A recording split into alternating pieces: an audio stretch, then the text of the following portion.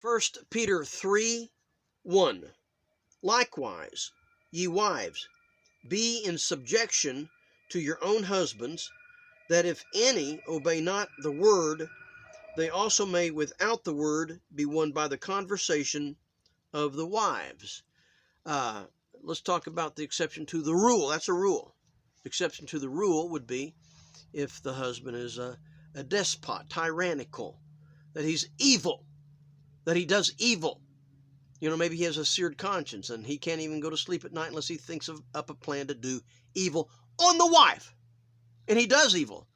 And, if we were living in a time period where the men understood things, at the church, you could go to the church and say, could you beat up my husband? Beat him up. Let him go to work next day. But he should be pretty sore for a couple of weeks. Beat him.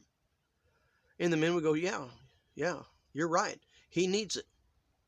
But we don't have that society. We don't have that. So what is she to do? Well, maybe divorce him. He really doesn't want to be with her. He doesn't love her. He doesn't want to be around her. He doesn't want to be around her. He doesn't want to be around her. He left her. Whether it was physical or not, he left. Well, it says, let the departing one depart. Let him depart. God's called us to peace. Okay, fine. I agree with all that. I do. All right? Because I got to have consistency. The Word of God is infallible. It says in the previous chapter 2, verse 13, submit yourselves to every ordinance of man for the Lord's sake, whether it be to the king or the supreme. You know what I'm saying?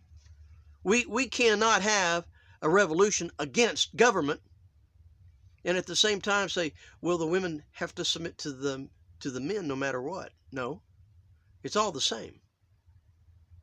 It's all the same. We're going to have a quiet and a peaceable life because we submit, even if sometimes it's, they're a little bit froward.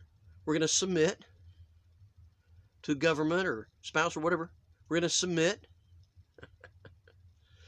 However, when a long train of abuses, et cetera, in the Declaration of Independence, you can read it for yourself. Love you. Bye.